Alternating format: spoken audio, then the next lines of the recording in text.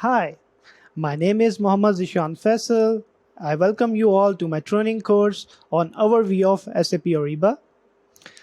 Let me share a brief introduction about myself before starting the course. I am working as Senior Consultant SAP Ariba in 10 Pulse.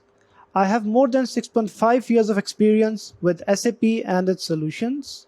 My core expertise is in functional and technical aspects of supply chain digital transformation in Ariba, and its integrated modules. I have worked in multiple industries focusing on various implementation, support, and migration projects. Other skills that I have includes conducting multiple demos, testing solutions, client-facing processes like gathering requirement, developing, running workshops, designing, and configuring. I will be your instructor for this whole course, and I wish you all the best for learning with me. The main objective of this training is to provide in-depth details of SAP and how its different products all specifically designed for specific and efficient businesses.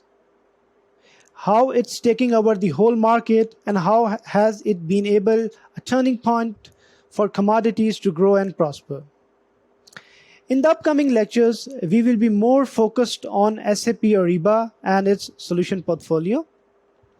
Let's have a look at the table of contents. The whole course is divided into 6 major parts that will contain all the information necessary to attain out of this training.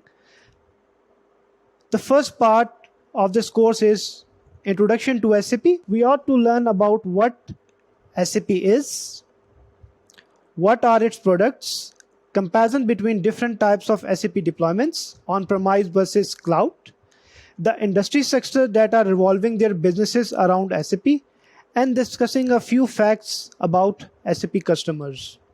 Without any further ado, we shall begin with our training with the following sequence of discussion. First, we will have an overview of SAP. Later, we will discuss SAP product lines and its types. Then we will have a comparison between on-premise and cloud, the industries that are using SAP, and few facts about SAP customers. So SAP stands for Systems, Application, Products in Data Processing. The discovery of SAP itself is a very interesting story. It was founded by 5 ex-employees of IBM in the year 1972. They proposed an idea to develop a software solution that can, without biasness, be used to manage businesses, operations, and customer relations in order to be able to run things with a deeper check and balance equation. Along with it, being efficient, effective, controlled, and content. But this idea was promptly rejected, as a result to which 5 employees left the firm and started their own company known as SAP.